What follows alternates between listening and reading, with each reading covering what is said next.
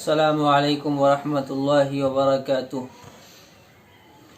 عزیزان گرامی، ایک سوال کئی بار اور بار بار پوچھا جا رہا ہے کہ جی یہ ترکی ڈرامہ ارطغرل دیکھنا جائز ہے یا نہیں؟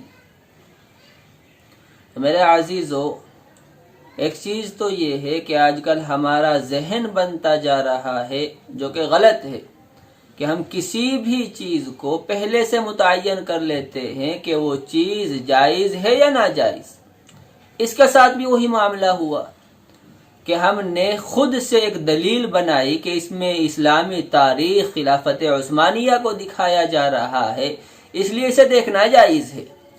اور جب ہمارا یہ پہلے سے ذہن بن چکا ہے تو اب فتاویٰ لینے کا کوئی مطلب نہیں بنتا، کسی سے معلوم کرنے کا کوئی مطلب نہیں بنتا۔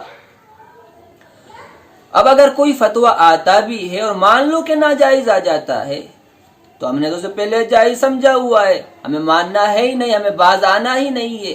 چنانچہ اس معاملے میں بھی ویسا ہی ہوا کہ دارالعلوم دیوبند کا فتویٰ آیا اور دارالعلوم نے واضح طور پر کہا کہ یہ ناجائز ہے، اور کیوں ناجائز ہے اس کی بھی وجہ بیان کی کہ اس میں کم از کم 3 خرابیاں پائی جاتی ہیں جو باقی اور سیریلوں میں اور باقی اور فلموں میں پائی جاتی ہیں۔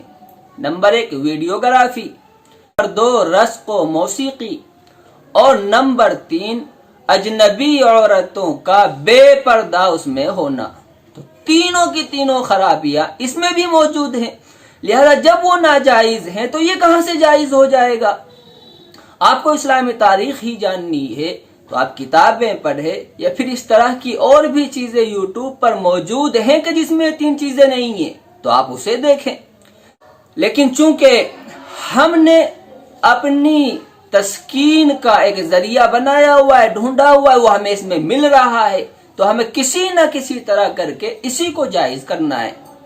میرے عزیزو، بزرگوں اور دوستو، یہ جو روش چل پڑی ہے کہ ہم پہلے ہی سے کسی چیز کو جائز یا ناجائز کر کے پھر دیکھتے ہیں کہ اس کے جواز کی دلیلیں کیا ہو سکتی ہیں اور یا اس کے عدم جواز کی دلیلیں کیا ہو سکتی ہیں، یہ روش اور یہ طریقہ ہمارا بالکل غلط ہے۔ کوئی بھی معاملہ اگر ہمارے سامنے آ رہا ہے تو ہم پہلے قرآن کو، حدیث کو، رسول اللہ صلی اللہ علیہ وسلم کی تعلیمات کو اس میں جاننے کی کوشش کریں اور پھر کوئی فیصلہ کریں کہ یہ جائز ہے یا ناجائز ہے۔ مسئلہ اس سے بھی آگے کا ہے اور اس سے بھی بڑا ہے، اور وہ یہ کہ ہم اس کو کہیں نہ کہیں جائز سمجھ رہے ہیں یا اس کے گناہ کو ہلکا سمجھ رہے ہیں، اور یہ انتہائی سخت چیز ہوتی ہے، خطرے کی چیز ہوا کرتی ہے۔ ہمارے استاد محترم بارہا اپنے سبق کے دوران یہ بات فرمایا کرتے تھے کہ عزیزو، کبھی اگر گناہ کر رہے ہو، تم سے گناہ سرزد ہو رہا ہے تو اس کو گناہ ہی سمجھ کر کے کرو، اس کو ہلکا سمجھنے کی غلطی یا اس کو گناہ ہی نہ سمجھنے کی غلطی کبھی نہ کرو۔ کیوں؟ اس کا بڑا نقصان ہوتا ہے، اور نقصان یہ ہے کہ جب ہم کسی چیز کو جائز سمجھ کر کے کرتے ہیں تو پھر توبہ کی توفیق کی امید بھی نہیں کی جا سکتی۔ کیوں؟ اس لیے کہ ہم نے تو اس کو پہلے سے صحیح سمجھا ہوا ہے، ہم نے اس کو پہلے سے جائز سمجھا ہوا ہے، تو توبہ کس چیز سے کریں گے ہم؟ اس لیے اس والے معاملے میں بھی ہم جو اس کو جائز سمجھ رہے ہیں، اور کبھی اس مولانا صاحب کا کبھی اس کا کہ یہ دیکھو یہ جائز کہہ رہے، وہ دیکھو وہ جائز کہہ رہے، حالانکہ جائز کوئی نہیں کہہ رہا ہے، لیکن ہم اپنی خاطر اور اپنی تسکین دل کی خاطر دوسروں کے اقوال کو توڑ مروڑ کر کے خود ہی دوسروں کے سامنے پیش کر رہے ہیں کہ یہ دیکھو یہ جائز کہہ رہا ہے۔ میرے عزیزوں، بزرگوں اور دوستوں، وہ جائز بالکل نہیں ہے، اس لیے اس کو جائز سمجھنے کی غلطی نہ کریں۔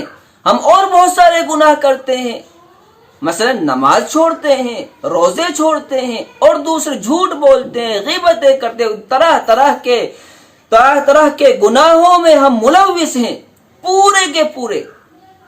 لیکن ہم ان کو گناہ ہی سمجھتے ہیں، ہم اس کو جائز سمجھنے کی غلطی نہیں کرتے۔ اس والے معاملے میں بھی ہم اس چیز کو اگر دیکھ رہے ہیں، اولاً تو دیکھنا نہیں چاہیے، لیکن اگر ہم دیکھ ہی رہے ہیں، ہمارا کام نہیں چل رہا اس کو دیکھے بغیر، اسلامی تاریخ کو ہم اس کے بغیر نہیں جان سکتے ہیں، تو پھر اس کو ناجائز ہی سمجھ کر کے دیکھو۔ یہ کرنا کہ جی یہ جائز ہے، فلاں مولانا صاحب نے جائز کہا ہے، فلاں عالم صاحب نے جائز کہا ہے، یہ بالکل غلط روش ہے۔